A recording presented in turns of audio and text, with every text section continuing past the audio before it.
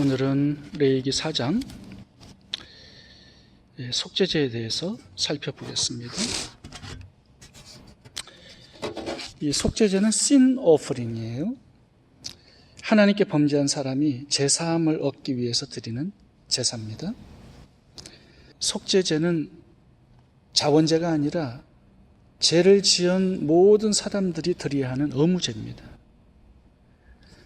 죄 짓지 않고 사는 사람 없잖아요. 그래서 모든 사람들이 다 드려야 하는 의무제입니다.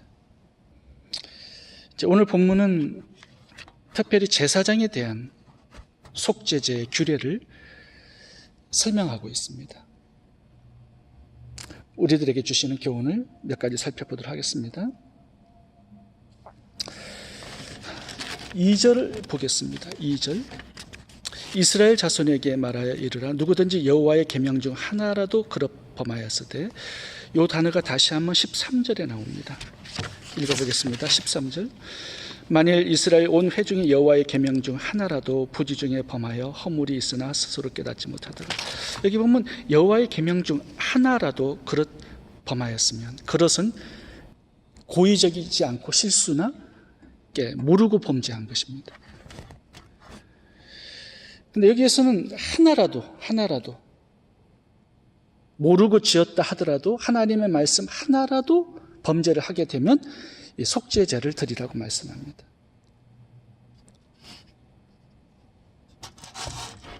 하나님의 말씀은 하나라도 소홀히 여겨서는 안 된다는 겁니다.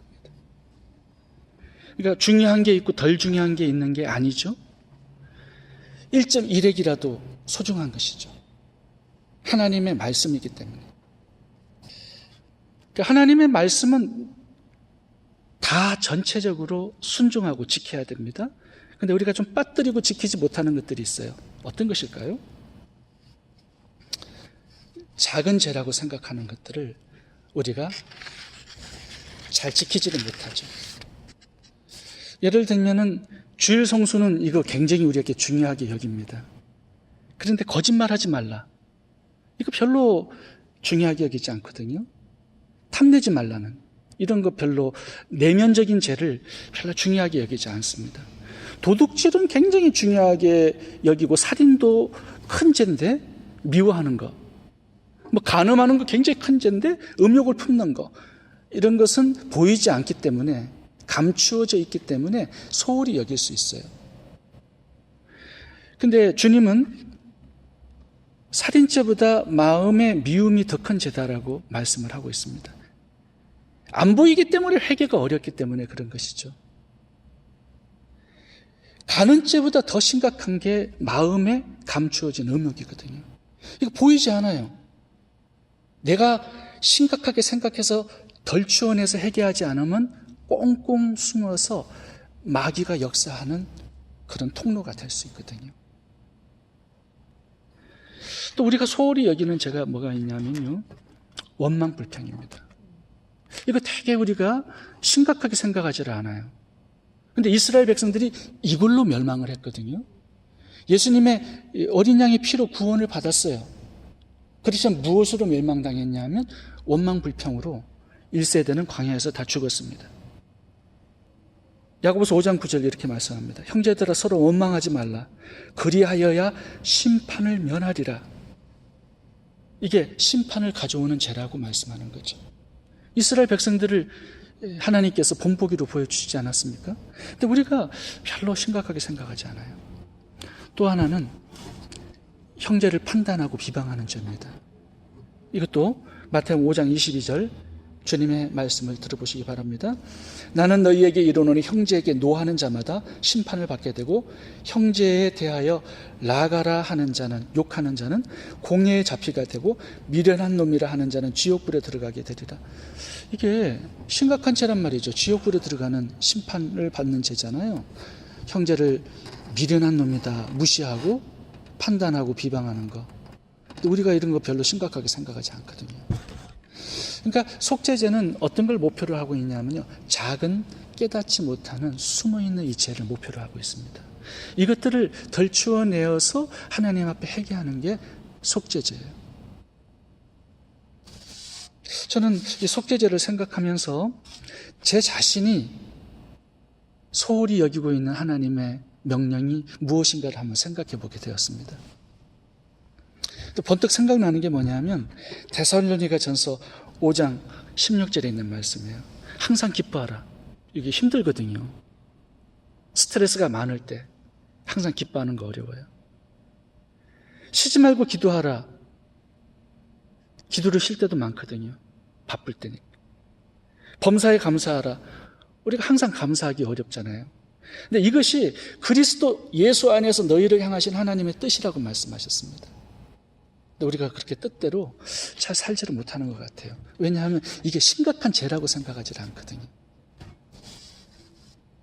해도 되고 안 해도 되고 별로 중요하지 않게 생각하기 때문에 여기 오늘 말씀 중에 계명 중 하나라로 그릇 범하게 되는 거죠.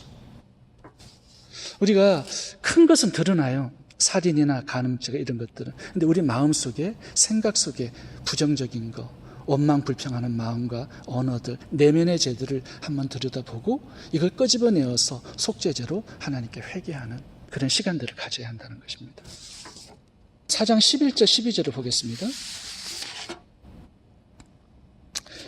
읽어보겠습니다. 그 수송아지의 가죽과 그 모든 고기와 머리와 다리와 내장과 송아지의 전체를 짐 바깥 재버리는 곳인 청결한 곳으로 가져다가 불로 나무 위에 사르되 곧 재버리는 곳에서 살일지니라. 여기 보시면 이제 제물에 안수하고 죽이잖아요. 그러면 내 죄가 전가된 것이죠. 그래서 지금 이 전가된 짐승을 처리하는 거예요. 어떻게 처리하냐 하면 다리, 머리, 정갱이, 내장 전체를 짐 바깥에 가져다가 불사르는 곳이 있어요. 거기서 죄 버리는 곳에서 죄가 될 때까지 완벽하게 처리를 하라는 것입니다. 불살라요. 완전하게 죄가 되도록 보이지 않게끔 만들어 버리는 겁니다. 이 땅에서. 그러니까 내 죄를 넘겨받은 이 짐승을 완전히 죄가 되도록 불태워 버리는 게 속죄제예요. 무슨 말이에요? 작은 죄 하나까지도 남김없이 완전하게 처리하고 제거해야 된다는 교훈을 주는 것입니다. 다시 살아나지 못하도록 완전히 끝장내버리라는 거예요. 왜 그럴까요? 이 작은 죄들이 사실은 무섭게 우리를 죽이는 것이지 큰 죄들이 우리를 죽이는 게 아니에요. 죄가 얼마나 전염성이 강하고 파괴적인지를 우리가 알아야 되는데 그것은 큰 죄에서 그렇게 되지 않아요. 우리가 정말로 사소하게 여기는 작은 죄란 말이죠. 그래서 속죄제가 거기에서 필요한 것입니다. 다윗이 왜 망했어요? 잠깐 품어버린 그 음욕 때문에 망한 것이거든요. 가룟 유다 처음부터 예수님을 팔려고 하는 생각 없었을 거예요. 돈에 대한 불의한 이익에 대한 탐욕, 작은 것 이거 하나 그냥 두었을 때 그 남겨둔 제약 작은 것 하나가 그를 완전히 죽여버리게 된 것이죠. 바늘 도둑이 소도둑 되는 거죠. 죄는 아무리 작은 것이라도 금방 큰 죄로 확산되는 것을 알아야 합니다. 그래서 대부분 큰 범죄자들이 작은 죄로부터 출발하게 되는 것이죠. 그래서 아주 작은 죄 하나까지도 남김없이 완전하게 불태우고 제거하고 처리해야 된다는 것입니다. 이게 속죄제입니다. 또 하나는 3절을 보겠습니다. 3절. 만일 기름 부은 제사장이 범죄하여 백성의 허물이 되었으면, 이 백성의 허물이 되었으면 이 허물이라는 단어가 재앙이라는 단어입니다. 원어를 찾아보니까. 그러니까 이 제사장이 범죄를 했어요. 근데 이게 백성들의 재앙이 되어버렸어요. 그 작은 죄 하나가. 백성들의 허물을 만들어버렸어요. 심판을 받게 만들어버렸어요. 자, 속죄제는 뭐냐 하면요, 나 때문에 다른 사람들이 피해를 본 것을 회개하는 거예요. 내 마음속에 있는 보이지 않는 작은 죄악들을 끄집어내어서 회개하는 게 속죄제고, 또 하나는 내 죄 때문에 피해를 받은 다른 사람들을 피해 준 것을 회개하는 거예요. 죄는요, 옮겨가요. 다른 사람들에게. 재앙을 만들어 버립니다. 그래서 그 죄를 회개하는 거예요. 죄의 방향이 내 자녀들, 우리 교회 전체, 우리 사회 전체로 이게 누룩처럼 번져갑니다. 이제 그것을 회개함으로 말미암아 그걸 처리하는 거예요. 흐르는 죄악들을 끊어버리는 거죠. 나에게 흐르는 죄악을 차단하고 그 다음에 내 자녀들에게, 후손들에게 흘러가는 죄악을 차단하는 거예요. 회개함으로. 저희가 창세기 12장을 몇 주 전에 설교로 같이 나누었잖아요. 아브라함의 죄악. 기근이 들어서 애굽으로 내려갔어요. 애굽으로 내려갔는데 아내를 빼앗겨 버리죠. 그런데 누가 재앙을 받아요? 바로 왕이 재앙을 받아요. 그 집안 사람들이 전부 다 재앙을 받아요. 아브라함이 범죄를 했어요. 근데 재앙을 받는 사람들은 다른 사람들이에요. 가장 큰 피해를 받은 사람은 누굴까요? 살해겠죠. 아내. 버림받음. 배신당함. 얼마나 괴로웠겠어요. 그러니까 불순종 하나가, 작은 죄악 하나가 먹고 살기 위해서 내려간 그 잘못이, 실수가 상당히 많은 어려움을 가져오게 되는 거죠. 잘못했으면 예수 그리스도가 오시는 데까지 문제가 생길 뻔한 거죠. 그것을 회개하는 거예요. 하나님, 내 죄악 때문에 내 자녀들이 얼마나 큰 어려움을 받고 있습니까? 내가 이 죄악을 끊어버리겠습니다. 용서해 주세요. 다윗의 이 정욕의 탐욕 때문에 밧세바를 간음하고 우리아를 죽이고 한 가정을 파괴했습니다. 근데 우리아만 죽은 게 아니에요. 그 집안에 칼이 영영 떠나지 않아서 압살롬이 죽고요. 압살롬의 그 형제들, 왕이 될 형제들을 다 죽여요. 자녀들만 피해본 게 아니죠. 다윗의 후궁들 10명도 강간을 당하죠. 쿠데타 때문에 수많은 사람들이 죽어나가죠. 죄는요, 하나로 끝나지 않습니다. 내가 원망불평하고 살고요, 예배에 게으르고 기도에 게으르고 말씀 묵상에 게으르게 될 때 내 자녀들이 죽는 거죠. 영적으로. 그걸 회개하는 거예요. 이스라엘 백성들의 원망과 불평의 죄 때문에 1세대가 다 죽었어요. 그것을 회개하는 거죠.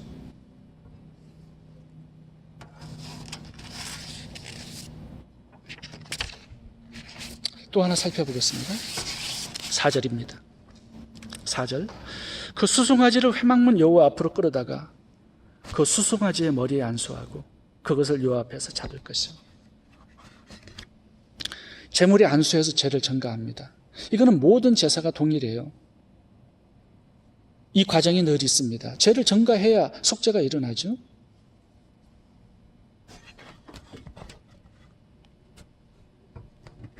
근데 제 사함이 단지 안수했다고 일어나는 것일까요? 어떻게 생각하세요? 하나님께서 죄를 용서해 주시는데 단지 머리에 손 얹고 내 죄를 고백함으로 그게 완전하게 제 사함이 일어나게 되는 것일까요?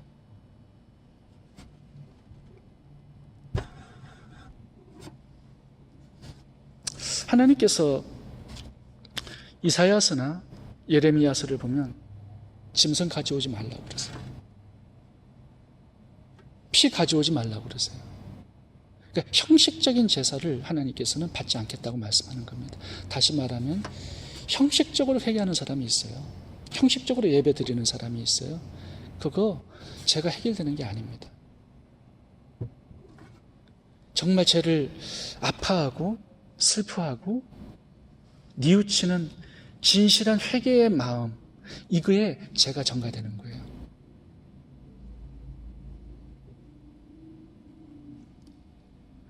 회개가 단지 말장난이 아닙니다.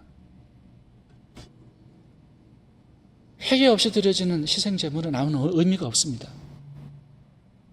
짐승만 그냥 죽는 도살에 불과해요. 하나님은 예배하는 자의 마음을 보시는 거죠.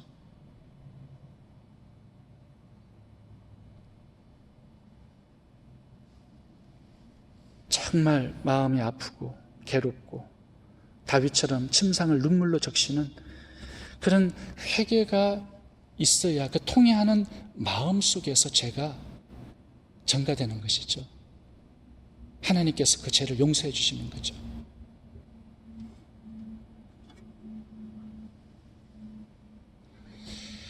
사울과 가룟 유다를 봐보세요. 마음 중심에 죄를 아파하고 슬퍼하는 통회하는 회개가 있었을까요? 만약에 그들에게 있었다면 자살로 인생의 결론이 끝나지 않았을 겁니다. 하나님께서 정말 죄를 용서해 주시고 그들도 새로운 인생을 살게 하셨을 거예요. 근데 단지 재물에 손만 얹고 말장난을 한 것입니다. 그러니까 속죄제는 뭐냐면요, 진실한 회개가 있을 때 그게 속죄제가 되는 것입니다. 하나님이 속죄제를 드리는 사람의 죄를 용서해 주시는 이유가 단지 재물 때문이 아니에요.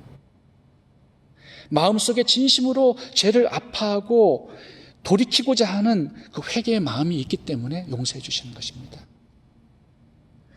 죄의 용서가 결코 범죄의 보상으로 그에 상응하는 짐승을 드리는 것에 있지 않습니다.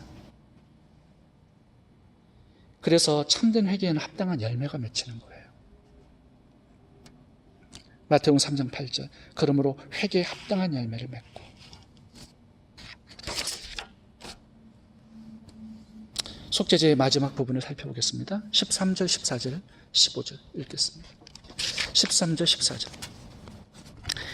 이스라엘 온 회중이 여호와의 계명 중 하나라도 부주중에 범하여 허물이 있으나 스스로 깨닫지 못하다가 그 범한 죄를 깨달으면 회중은 수송아지를 속죄제로 드릴지니 그것을 회망 앞으로 끌어다가 회중의 장로들이 여호와 앞에서 그 수송아지 머리에 안수하고 그것을 여호와 앞에서 잡을 것이요. 여기 보면 안수하는 사람이, 죄는 회중이셨어요. 안수하는 사람이 누구냐면 장로들이에요. 다시 말하면 죄를 책임지는 사람은 지도자입니다. 회개하는 사람은 지도자예요. 속죄제는요, 주님, 내가 죄인입니다. 내가 죄를 책임지겠습니다. 이게 속죄제예요. 이 사람 때문에 내가 죄를 지었습니다. 아담과 하와처럼 죄를 떠넘기는 그런 사람들에게는 진정한 속죄가 이루어지지 않아요. 하나님, 나 때문에 이렇게 되었습니다. 나 때문에 내 자녀들이 이렇게 되었고요. 나 때문에 이 사회가, 이 교회가 이렇게 되었습니다. 죄를 나한테 찾는 거죠. 그게 속죄제입니다. 왜 가정의 자녀들이 잘못될까요? 부모들이 신앙의 좋은 모델이 되지 못하기 때문이 아닐까요? 교회가 신앙이 식어지면 목회자의 신앙이 식어졌기 때문에 그런 거예요. 틀림없습니다. 하나님께서 이렇게 맡겨주신 공동체, 지도자가 잘못되면 공동체가 잘못될 수밖에 없습니다. 내가 말씀에 순종의 길을 걸어갈 때 자녀들도 그렇게 되고 나를 따라 순종의 길을 걷는 사람들이 생겨나는 것이겠죠. 그래서 라우디게 교회처럼 미지근한 신앙은요, 나만 죽는 게 아니라 주위의 모든 사람들을 다 죽이는 겁니다. 주님, 내 자녀들 내가 책임지겠습니다. 내 교회, 주님, 내가 책임지겠습니다. 그러한 심정으로 살아갈 때 이게 속죄제가 되는 것입니다. 기도하겠습니다.